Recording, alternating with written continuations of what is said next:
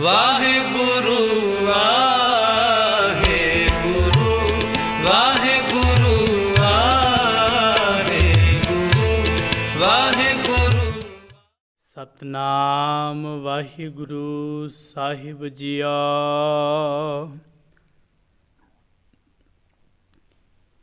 ਡੰਡਾਉਤ ਬੰਦਨ ਅਨਕ ਬਾਰ,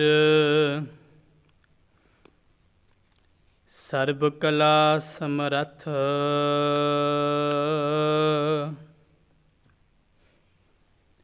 ਡੋਲਨ ਤੇ ਰੱਖੋ ਪ੍ਰਭੂ,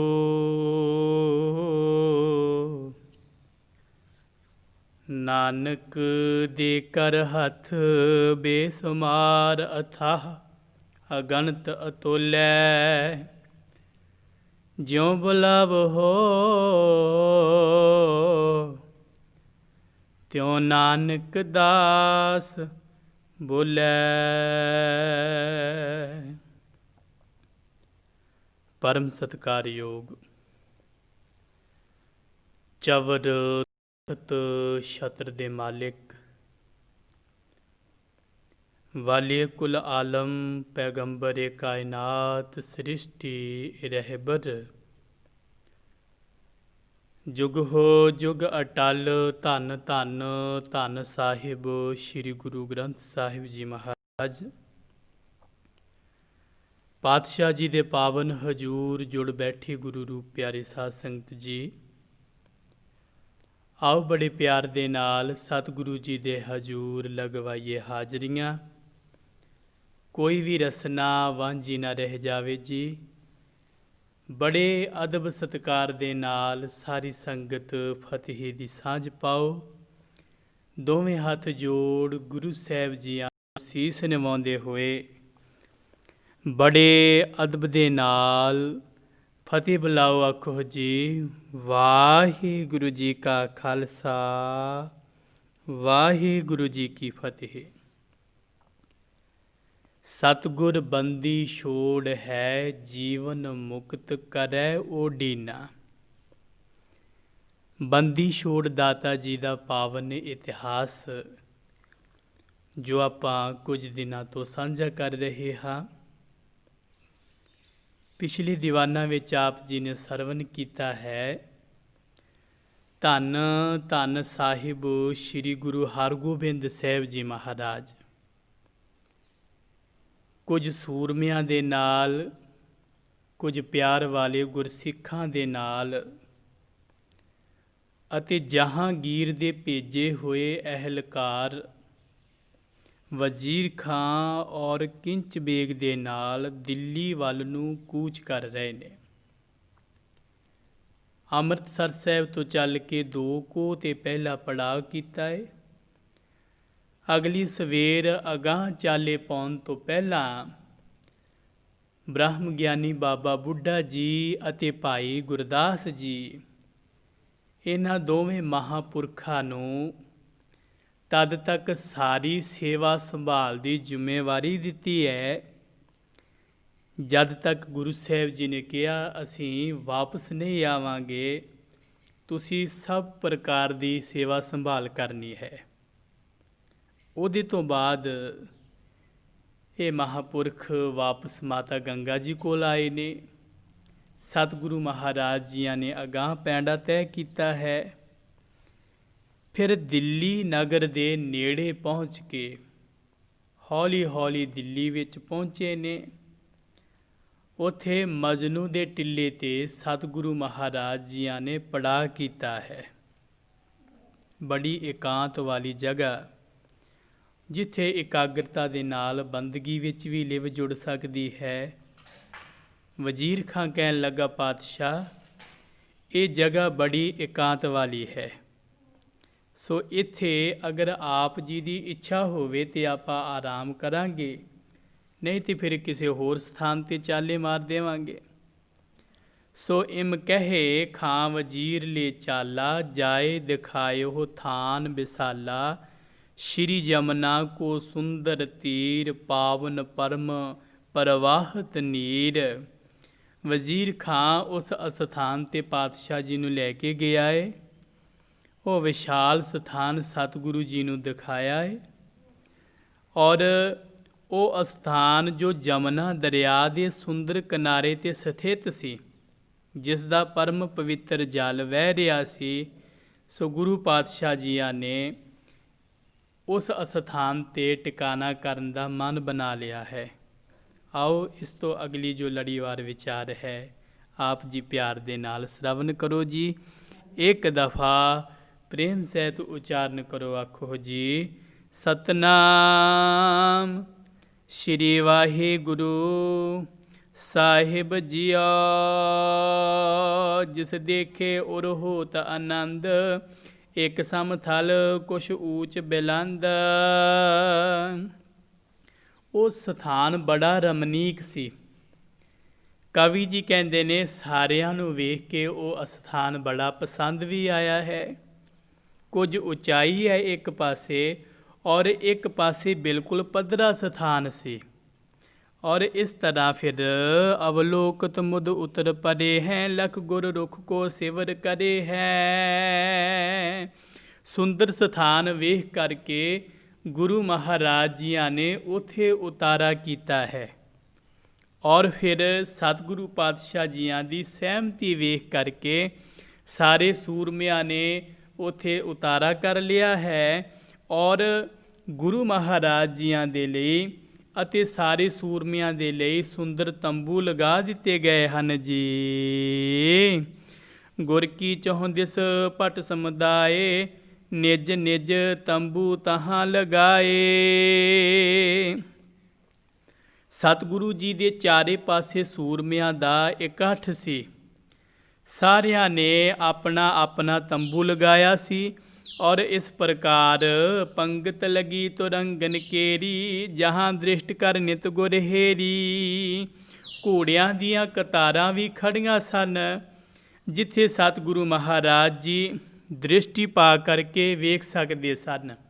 ਸਾਰੇ ਸਤਿਗੁਰੂ ਮਹਾਰਾਜ ਜੀ ਦੇ ਸਨਮੁਖ ਉਸ ਰਮਣੀਕ ਸਥਾਨ 'ਤੇ ਆਪੋ ਆਪਣਾ ਟਿਕਾਣਾ ਆਸਨ ਗ੍ਰਹਿਣ ਕਰ ਰਹੇ ਸਨ। ਤਬ ਵਜ਼ੀਰ ਖਾਂ ਨਿਕਟ ਹਕਾਰਾ, ਕਰਹੁ ਆਪਣੇ ਸਦਨ ਉਤਾਰਾ। ਕਹਿੰਦੇ ਨੇ ਜਦ ਸੁੰਦਰ ਤੰਬੂ ਲੱਗ ਗਏ, ਸਤਿਗੁਰੂ ਮਹਾਰਾਜ ਜੀ ਦੇ ਸੁੰਦਰ ਆਸਨ ਸਜ ਗਏ, ਉਹਦੇ ਤੋਂ ਬਾਅਦ ਫਿਰ ਗੁਰੂ ਮਹਾਰਾਜ ਜੀਆਂ ਨੇ ਵਜ਼ੀਰ ਖਾਂ ਨੂੰ ਆਪਣੇ ਪਾਸ ਬੁਲਾਇਆ ਹੈ ਅਤੇ ਇਸ ਪ੍ਰਕਾਰ ਕਹਿਣਾ ਕੀਤਾ ਹੈ ਜੀ। ਜੇ ਅਵਸਰ ਬਨ ਹੈ ਤੋ ਆਜੂ, ਕਰਹੁ ਜਨਾਵਨ ਆਪਨ ਕਾਜੂ। ਸਤਿਗੁਰੂ ਪਾਤਸ਼ਾਹ ਜੀ ਕਹਿਣ ਲੱਗੇ, ਭਾਈ ਹੁਣ ਤੁਸੀਂ ਆਪਣੇ ਘਰਾਂ ਨੂੰ ਜਾ ਸਕਦੇ ਹੋ, ਪਰਿਵਾਰ ਨੂੰ ਮਿਲਣਾ, ਉਹਨਾਂ ਦੀ ਰਾਜੀ ਖੁਸ਼ੀ ਦੀ ਖਬਰ ਲੈਣੀ, ਔਰ ਜਿਵੇਂ ਹੀ ਮੌਕਾ ਮਿਲਦਾ ਹੈ ਫਿਰ ਤੁਸੀਂ ਸਾਡੇ ਪਾਸ ਆ ਕਰਕੇ ਅਗਲਾ ਕਾਰਜ ਦੱਸਣਾ ਕਰੋ। ਨਹੀਂ ਤਾਂ ਪਾਤਸ਼ਾਹੋ ਕੇ ਪਾਸੀ, ਸੁਧ ਹਮਰੀ ਕਰ ਦੇਹੋ ਪ੍ਰਕਾਸ਼ੀ। ਤੇ ਨਹੀਂ ਤਾਂ ਗੁਰੂ ਮਹਾਰਾਜ ਜੀ ਕਹਿਣ ਲੱਗੇ, ਬਾਦਸ਼ਾਹ ਦੇ ਪਾਸ ਜਾ ਕੇ ਜਹਾਂਗੀਰ ਬਾਦਸ਼ਾਹ ਨੂੰ ਸਾਡੇ ਆਉਣ ਦੀ ਸਾਰੀ ਖਬਰ ਦੇਣਾ ਕਰੋ। ਅਸ ਕਹੇ ਸਿਰ ਪਾਓ ਬੜ ਮੋਲ, ਬਖਸ਼ਿਓ ਸਤਿਗੁਰ ਕਹਿ ਮ੍ਰਿਦ ਬੋਲ। ਅਤੇ ਇਸ ਤਰ੍ਹਾਂ ਕਹਿ ਕੇ ਬੜਾ ਕੀਮਤੀ ਸਰੂਪਾਓ ਸਤਿਗੁਰੂ ਮਹਾਰਾਜ ਜੀਆਂ ਨੇ ਇਹਨਾਂ ਨੂੰ ਬਖਸ਼ਿਸ਼ ਕੀਤਾ ਹੈ ਜੀ। ਕਿੰਚ ਬੇਗ ਕੇ ਦੂਸਰ ਦਏ, ਲੈ ਦੋਨੋਂ ਸਿਰ ਪਰ ਧਰ ਲਏ। ਅਤੇ ਇੱਕ ਸਰੂਪਾਓ ਕਿੰਚ ਬੇਗ ਨੂੰ ਬਖਸ਼ਿਸ਼ ਕੀਤਾ ਹੈ। ਗੁਰੂ ਮਹਾਰਾਜ ਜੀਆਂ ਨੇ ਇਸ ਤਰ੍ਹਾਂ ਬਖਸ਼ਿਸ਼ਾਂ ਕੀਤੀਆਂ ਹਨ ਜੀ। ਠਾਂਡੇ ਹੋਏ ਬੰਦਗੀ ਠਾਨੀ, ਬੋਲੇ ਮ੍ਰਿਦਲ ਸੋ ਬਿਨਤੀ ਬਾਨੀ। ਤੋ ਕਵੀ ਜੀ ਕਹਿੰਦੇ ਨੇ ਫਿਰ ਦੋਵੇਂ ਹੀ ਵਜ਼ੀਰ ਖਾਂ ਔਰ ਕਿੰਚ ਬੇਗ ਬੜੇ ਪਿਆਰ ਦੇ ਨਾਲ ਹੱਥ ਜੋੜ ਕੇ ਸਤਿਗੁਰੂ ਮਹਾਰਾਜ ਜੀਆਂ ਨੂੰ ਬੰਦਨਾ ਕਰਦੇ ਹੋਏ ਬੇਨਤੀ ਭਰੇ ਬਚਨ ਕਹਿਣ ਲੱਗੇ ਹਨ। ਗੁਰ ਕਰਕੇ ਹਮ ਸਦਾ ਗੁਲਾਮ, ਬਖਸ਼ਿਓ ਤੁਮ ਹਮ ਪਾਸ ਤਮਾਮ। ਅਸੀਂ ਸਦਾ ਹੀ ਗੁਰੂ ਘਰ ਦੇ ਗੁਲਾਮ ਹਾਂ ਔਰ ਸਭ ਕੁਝ ਛੇਵੇਂ ਪਾਤਸ਼ਾਹ ਜੀ ਤੁਹਾਡਾ ਬਖਸ਼ਿਆ ਹੋਇਆ ਸਾਡੇ ਕੋਲ ਹੈ। ਰੁਖਸਦ ਹੋਏ ਸਦਨ ਕੋ ਗਏ, ਸੀਲ ਸਰੂਪ ਸਰਾਹਤ ਭਏ। ਤੇ ਇਸ ਤਰ੍ਹਾਂ ਫਿਰ ਦੋਵੇਂ ਹੀ ਸਤਿਗੁਰੂ ਜੀ ਤੋਂ ਆਗਿਆ ਲੈ ਕੇ, ਅਸੀਸ ਲੈ ਕੇ, ਬਖਸ਼ਿਸ਼ ਲੈ ਕੇ ਵਜ਼ੀਰ ਖਾਂ ਔਰ ਕਿੰਚ ਬੇਗ ਆਪਣੇ ਸਥਾਨਾਂ ਨੂੰ ਚਲੇ ਗਏ ਹਨ ਜੀ। ਉਤਰ ਪਗੇ ਉਤਰੇ ਪਗ ਕਰ ਨੀਰ ਪਖਾਰੇ, ਨਿਰਮਲ ਬਸਤਰ ਸਕਲ ਤਨ ਧਾਰੇ। ਗੁਰੂ ਪਾਤਸ਼ਾਹ ਜੀਆਂ ਨੇ ਉੱਥੇ ਉਤਾਰਾ ਕੀਤਾ, ਆਪਣੇ ਚਰਨ ਪਵਿੱਤਰ ਕੀਤੇ ਨੇ। ਸਤਿਗੁਰੂ ਮਹਾਰਾਜ ਜੀਆਂ ਨੇ ਇਸ ਪ੍ਰਕਾਰ ਰਹਿਮਤ ਕਰਦੇ ਹੋਏ ਸਰੀਰ ਉੱਤੇ ਬੜੇ ਨਿਰਮਲ ਕੱਪੜੇ ਪਹਿਨੇ ਨੇ।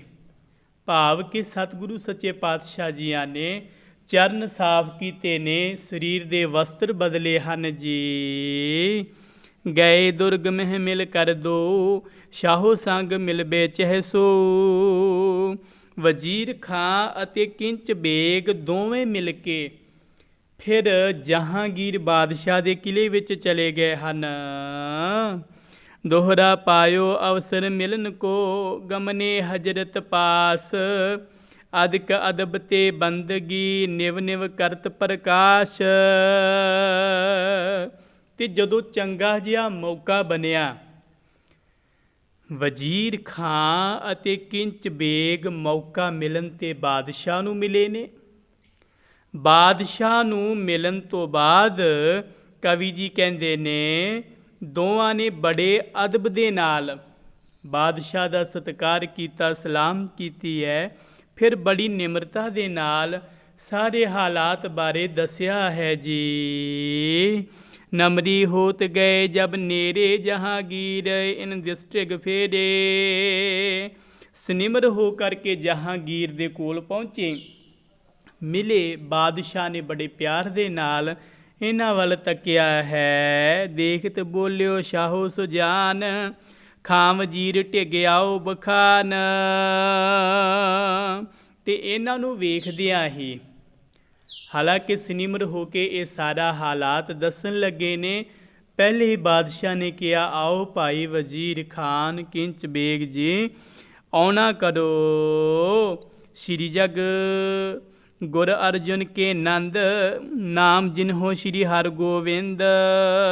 ਜਗਤ ਦੇ ਮਾਲਕ ਭਾਵ ਗੁਰੂ ਅਰਜਨ ਦੇਵ ਜੀ ਮਹਾਰਾਜ, ਉਹਨਾਂ ਦੇ ਸਪੁੱਤਰ ਸਾਹਿਬ ਸ਼੍ਰੀ ਗੁਰੂ ਹਰਗੋਬਿੰਦ ਸਾਹਿਬ ਜੀ, ਜੋ ਹੁਣ ਗੁਰਤਾ ਗਾਦੀ ਪਰ ਅਬ ਬੈਸੇ, ਆਏ ਕਿਦੋਂ ਨਾ ਕਹੋ ਸੁਧ ਕੈਸੇ।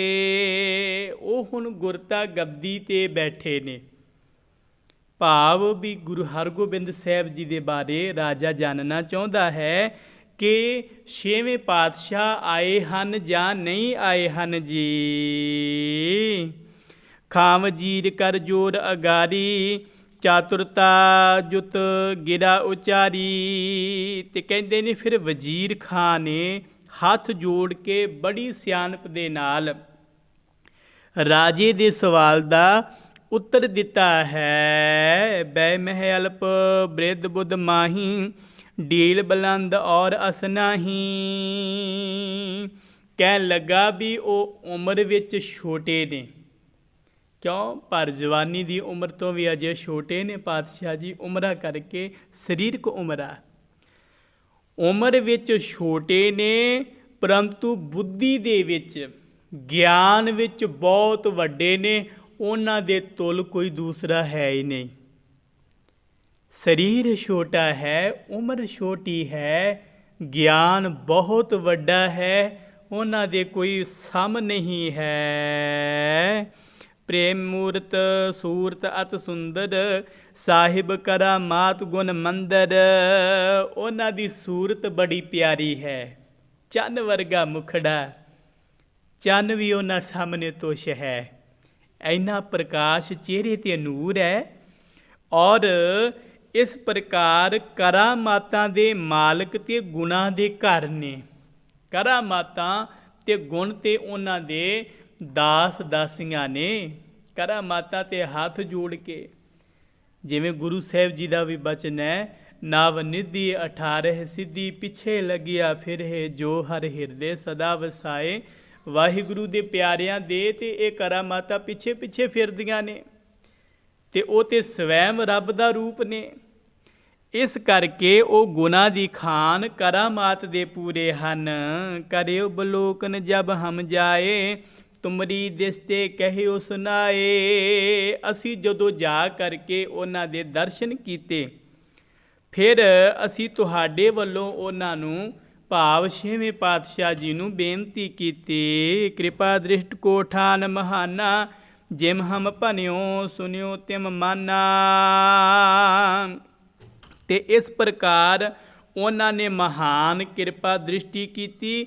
ਜਿਵੇਂ ਅਸੀਂ ਕਿਹਾ ਉਹਨਾਂ ਨੇ ਉਸੇ ਤਰ੍ਹਾਂ ਮੰਨ ਲਿਆ।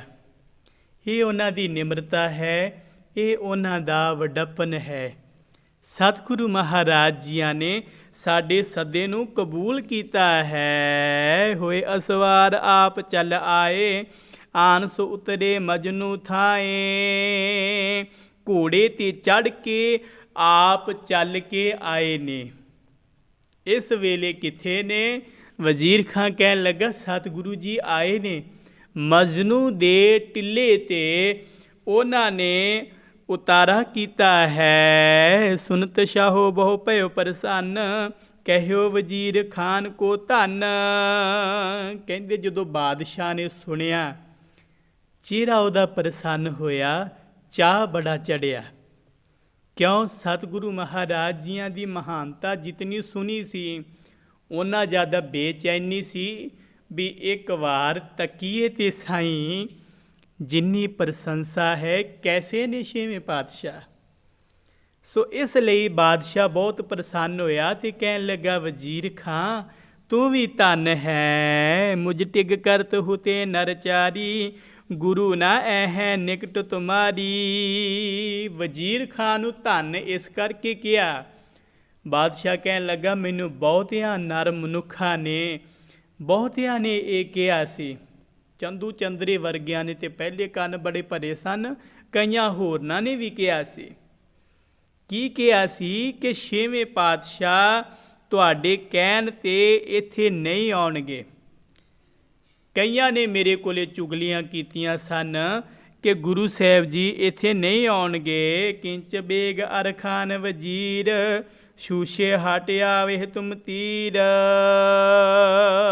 ਤੇ ਉਹ ਕਹਿੰਦੇ ਸੀ ਵੀ ਕਿੰਚ ਬੇਗ ਤੇ ਵਜ਼ੀਰ ਖਾਂ ਖਾਲੀ ਹੱਥ ਪਰਤ ਆਉਣਗੇ, ਉਹਨਾਂ ਦੇ ਨਾਲ ਗੁਰੂ ਸਾਹਿਬ ਨਹੀਂ ਤੁਰਨਗੇ। ਤਿਨ ਤੇ ਸੁਨ ਮੈਂ ਮਾਨਤ ਰਹਿਓ, ਇਸ ਮਹਿ ਤੁਬ ਬੁੱਧ ਕੋ ਬਲ ਲਹਿਓ। ਤੇ ਉਹਨਾਂ ਪਾਸੋਂ ਸੁਣ ਕੇ ਮੈਂ ਵੀ ਮੰਨ ਗਿਆ ਕਿ ਸ਼ਾਇਦ ਗੁਰੂ ਮਹਾਰਾਜ ਜੀ ਨਹੀਂ ਆਉਣਗੇ। ਜਦੋਂ ਬਹੁਤਿਆਂ ਨੇ ਇਸ ਤਰ੍ਹਾਂ ਕਿਹਾ ਤੇ ਭਾਈ ਉਸ ਵੇਲੇ ਬਾਦਸ਼ਾਹ ਨੂੰ ਵੀ ਇੰਜ ਪ੍ਰਤੀਤ ਹੋਣ ਲੱਗਾ। ਇਹਦੀ ਵੀ ਇੱਕ ਵਜ੍ਹਾ ਹੈ। ਕਈ ਵਾਰ ਇੱਦਾਂ ਹੁੰਦਾ, ਵਿਦਵਾਨਾਂ ਦਾ ਕਹਿਣਾ ਵੀ ਇੱਕ ਝੂਠ ਨੂੰ 100 ਵਾਰ ਬੋਲਿਆ ਜਾਵੇ ਤੇ ਝੂਠ ਵੀ ਸੱਚ ਲੱਗਦਾ ਹੈ। ਕਿਸੇ ਇੱਕ ਗੱਲ ਨੂੰ ਵਾਰ-ਵਾਰ ਰਿਪੀਟ ਕੀਤਾ ਜਾਵੇ ਤੇ ਉਹ ਗੱਲ ਸੱਚੀ ਲੱਗਦੀ ਹੈ। ਬਾਦਸ਼ਾਹ ਕਹਿਣ ਲੱਗਾ ਮੈਨੂੰ ਕਈਆਂ ਨੇ ਕਿਹਾ ਵੀ ਗੁਰੂ ਸਾਹਿਬ ਜੀ ਨਹੀਂ ਆਉਣਗੇ, ਮੈਨੂੰ ਵੀ ਪ੍ਰਤੀਤ ਹੋਇਆ, ਪਰ ਇਹ ਤੁਸੀਂ ਵੱਡੀ ਘਾਲਨਾ ਘਾਲੀ ਹੈ ਜੋ ਸਤਿਗੁਰੂ ਮਹਾਰਾਜ ਜੀਆਂ ਨੂੰ ਸੰਗ ਲੈ ਕੇ ਆਏ ਹੋ। ਆਛੀ ਭਈ ਗੁਰੂ ਚਲ ਆਏ, ਗਨ ਦੋਸ਼ਨ ਤੇ ਮੁਹੇ ਬਚਾਏ। ਚੰਗੀ ਗੱਲ ਹੋਈ ਹੈ, ਗੁਰੂ ਮਹਾਰਾਜ ਜੀ ਚੱਲ ਕੇ ਆਏ ਨੇ ਔਰ ਇਸ ਪ੍ਰਕਾਰ ਉਹ ਸਾਨੂੰ ਸਮੂਹ ਦੋਸ਼ਾਂ ਤੋਂ ਬਚਾ ਲੈਣਗੇ। ਭਾਵੇਂ ਕੰਨ ਭਰਨ ਵਾਲਿਆਂ ਦੀ ਵੀ ਕੋਈ ਕਮੀ ਨਹੀਂ ਸੀ, ਪਰ ਕਿਤੇ ਨਾ ਕਿਤੇ ਬਾਦਸ਼ਾਹ ਦੀ ਅੰਤਰ ਆਤਮਾ ਉਹਨੂੰ ਜ਼ਰੂਰ ਝੰਜੋੜਦੀ ਸੀ ਕਿ ਗੁਰੂ ਨਾਨਕ ਦੇ ਘਰ ਦੀ ਮਹਾਨਤਾ ਨੂੰ ਤੂੰ ਸਮਝ ਨਹੀਂ ਸਕਿਆ। ਸ਼੍ਰੀ ਗੁਰੂ ਅਰਜਨ ਦੇਵ ਜੀ ਦੀ ਸ਼ਹਾਦਤ ਵਿੱਚ ਤੇਰੇ ਬੜੇ ਵੱਡੇ ਵੱਡੇ ਗੁਨਾਹ ਆਇਦ ਨੇ। ਸੋ ਉਹਨਾਂ ਗੱਲਾਂ ਨੂੰ ਯਾਦ ਕਰਦਾ ਹੋਇਆ ਬਾਦਸ਼ਾਹ ਕਹਿਣ ਲੱਗਾ ਸਤਿਗੁਰੂ ਮਹਾਰਾਜ ਜੀ ਆਏ ਨੇ, ਉਹ ਸਮੂਹ ਦੋਸ਼ਾਂ ਤੋਂ ਬਚਾ ਲੈਣਗੇ। ਭਾਵ ਕੀਤੇ ਹੋਏ ਮਾੜੇ ਕਰਮਾਂ ਤੋਂ ਖਿਮਾ ਜਾਚਨਾ ਕਰਾਂਗੇ। ਅਬ ਸਭ ਭਾਂਤ ਕਰੋ ਤਿਨ ਸੇਵਾ, ਹਰ ਖਾਵੋ ਨੀਕੇ ਗੁਰਦੇਵਾ। ਸੋ ਹੁਣ ਹਰ ਪ੍ਰਕਾਰ ਦੀ ਉਹਨਾਂ ਦੀ ਸੇਵਾ ਕਰਨੀ ਹੈ। ਗੁਰੂ ਦੇਵ ਜੀ ਨੂੰ ਹਰ ਤਰ੍ਹਾਂ ਦੇ ਨਾਲ ਪ੍ਰਸੰਨ ਕਰਨਾ ਹੈ ਕਿ ਉਹ ਮੰਨ ਜਾਣ। ਜਿਵੇਂ ਪਾਵਨ ਗੁਰਬਾਣੀ ਦਾ ਬਚਨ ਆਉਂਦਾ ਹੈ, ਸਾ ਸੇਵਾ ਕੀਤੀ ਸਫਲ ਹੈ ਜਿਤ ਸਤਿਗੁਰ ਕਾ ਮਨ ਮੰਨੇ। ਵੱਡੇ ਭਾਗਾਂ ਤੋਂ ਬਿਨਾਂ ਸੇਵਾ ਨਹੀਂ ਹੁੰਦੀ। ਕੋਈ ਸੇਵਾ ਕਰੇ, ਬਹੁਤ ਵੱਡੇ ਭਾਗ ਨੇ, ਪਰ ਉਹਦੇ ਤੋਂ ਵੀ ਵੱਡੇ ਭਾਗ ਉਦੋਂ ਬਣਦੇ ਨੇ ਜਦੋਂ ਕੀਤੀ ਹੋਈ ਸੇਵਾ 'ਤੇ ਗੁਰੂ ਦਾ ਮਨ ਮੰਨ ਜਾਵੇ। ਸੇਵਾ ਕੀਤੀ ਹੈ, ਸਤਿਗੁਰੂ ਦਾ ਮਨ ਮੰਨ ਜਾਵੇ।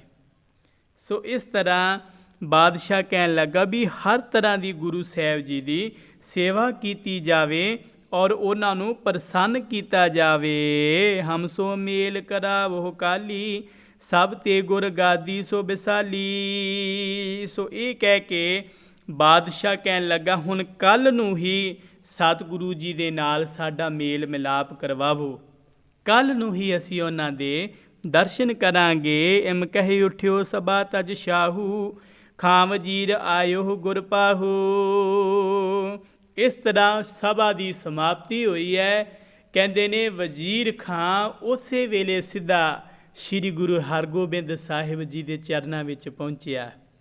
ਉਹਨੇ ਬੜੇ ਚਾਅ ਦੇ ਨਾਲ ਦੱਸਿਆ, ਬਾਦਸ਼ਾਹ ਬੜੇ ਉਤਸ਼ਾਹ ਦੇ ਨਾਲ ਆਪ ਜੀ ਨੂੰ ਮਿਲਣਾ ਚਾਹੁੰਦਾ ਹੈ। ਸੋ ਇਸ ਤੋਂ ਅਗਲੀ ਵਿਚਾਰ ਆਪਾਂ ਕੱਲ੍ਹ ਅੰਮ੍ਰਿਤ ਵੇਲੇ ਦੇ ਦੀਵਾਨਾਂ ਵਿੱਚ ਕਰਾਂਗੇ ਜੀ। ਬੜੀਆਂ ਸੰਗਤਾਂ, ਜਿਵੇਂ ਜਿਵੇਂ ਸੰਗਤਾਂ ਨੂੰ ਪਤਾ ਲੱਗਾ 6ਵੇਂ ਸ਼ਹਿਨਸ਼ਾਹ ਆਏ ਨੇ, ਗੁਰੂ ਹਰਗੋਬਿੰਦ ਸਾਹਿਬ ਜੀ ਆਏ ਨੇ, ਵੱਡੀਆਂ ਭੇਟਾਵਾਂ ਲੈ ਕੇ ਕੜਾਹ ਪ੍ਰਸ਼ਾਦ ਇਤਿਆਦਿਕ ਦੇਗਾਂ ਔਰ ਹੋਰ ਸੇਵਾਵਾਂ ਦੇ ਨਾਲ ਨਜ਼ਰਾਨੇ ਲੈ ਕੇ ਸੰਗਤਾਂ ਉਸ ਦਿਨ ਮਹਾਰਾਜ ਜੀ ਦੇ ਦਰਸ਼ਨਾਂ ਲਈ ਉਮੜ ਪਈਆਂ। ਸੋ ਇਹਨਾਂ ਸਾਰੀਆਂ ਸੰਗਤਾਂ ਨੂੰ ਦਰਸ਼ਨ ਦੇ ਕੇ ਨਿਹਾਲ ਕਰਨ ਤੋਂ ਬਾਅਦ ਗੁਰੂ ਸਾਹਿਬ ਜੀ ਜਾ ਕੇ ਜਹਾਂਗੀਰ ਬਾਦਸ਼ਾਹ ਨੂੰ ਦਰਸ਼ਨ ਦੇਣਗੇ। ਇਹ ਸਾਰਾ ਪਾਵਨ ਇਤਿਹਾਸ ਆਪਾਂ ਕੱਲ੍ਹ ਅਤੇ ਆਉਣ ਵਾਲੇ ਦਿਨਾਂ 'ਚ ਸਰਵਣ ਕਰਾਂਗੇ। ਭੁੱਲਾਂ ਚੁੱਕਾਂ ਦੀ क्षमा ਜੀ। ਆਖਰੀ ਪੰਕਤੀਆਂ ਸਰਵਣ ਕਰੋ। ਇੱਥੇ ਹੀ ਸਮਾਪਤੀ ਹੈ ਜੀ। ਹਮ ਸੋ ਮੇਲ ਕਰਾਵੋ ਕਾਲੀ, ਸਭ ਤੇ ਗੁਰ ਗਾਦੀ ਸੋ ਵਿਸਾਲੀ। ਇਮ ਕਹਿ ਉਠਿਓ ਸਭਾ ਤਜ ਸ਼ਾਹੂ, ਖਾਂ ਵਜ਼ੀਰ ਆਇਓ ਗੁਰ ਪਾਹੂ। ਵਾਹਿਗੁਰੂ ਜੀ ਕਾ ਖਾਲਸਾ, ਵਾਹਿਗੁਰੂ ਜੀ ਕੀ ਫਤਿਹ। ਵਾਹਿਗੁਰੂ ਜੀ ਕਾ ਖਾਲਸਾ, ਵਾਹਿਗੁਰੂ ਜੀ ਕੀ ਫਤਿਹ। ਸ਼ੇਰੇ ਪੰਜਾਬ ਗੁਰਬਾਣੀ YouTube ਚੈਨਲ ਨੂੰ ਵੱਧ ਤੋਂ ਵੱਧ ਸਬਸਕ੍ਰਾਈਬ ਕਰੋ ਅਤੇ ਇਸ 'ਤੇ ਗੁਰਬਾਣੀ, ਸ਼ਬਦ ਕੀਰਤਨ ਅਤੇ ਇਤਿਹਾਸ ਨਾਲ ਵੱਧ ਤੋਂ ਵੱਧ ਜੁੜ ਕੇ ਆਨੰਦ ਮਾਣੋ ਅਤੇ ਆਪਣੀ ਜ਼ਿੰਦਗੀ ਨੂੰ ਸਫਲ ਕਰੋ। ਵਾਹਿਗੁਰੂ ਜੀ ਕਾ ਖਾਲਸਾ, ਵਾਹਿਗੁਰੂ ਜੀ ਕੀ ਫਤਿਹ।